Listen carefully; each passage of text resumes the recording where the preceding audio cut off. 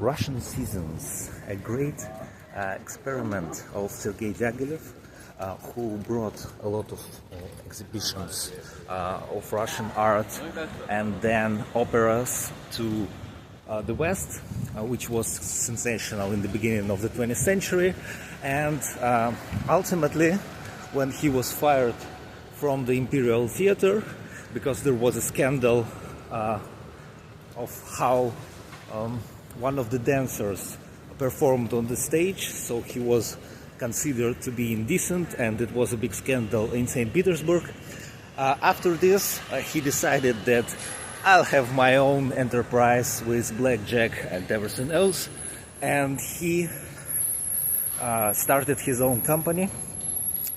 He started Russian Seasons, which became a sensation back in beginning of the 20th century. First, they did a lot of more traditionally themed ballets like Petrushka or Firebird. They were also the music there was really experimental by Igor Stravinsky, but the topics were still like fairy tales or so like more traditional stuff, or like history of Russia. After this, so Fokin, one of the first producers of the Russian ballets, he was a lover of aforementioned Diaghilev, but then they had a break.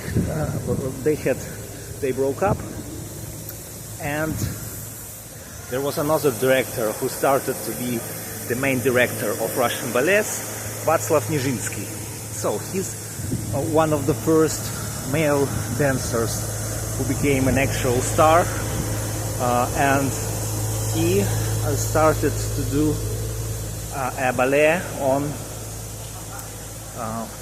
L'après-midi d'une femme after Stéphane Mallarmé, and it became a sensation again in Europe, because it was really explicit and his outfit was really blatant, like a bit it was considered to be blunt or like offensive by conservative people. And after this, he didn't stop on this.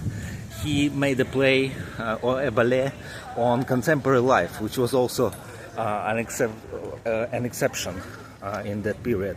He made a ballet play about how contemporary people play tennis.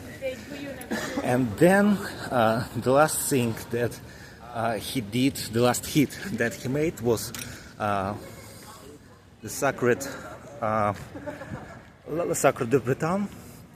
So it's again Igor Stravinsky's music, and what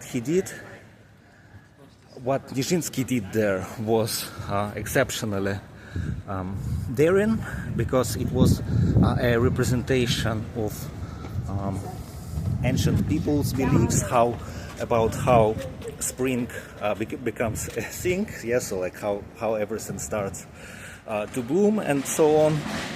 And it was a big success in Russia. But then, guess what happens next? Nijinsky was also lovers with Diaghilev. They broke up.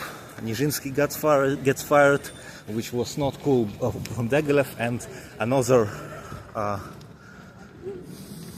director starts to do things, but it's so like the main things happen in Russian ballet under Nijinsky. So please watch his ballets. Bye.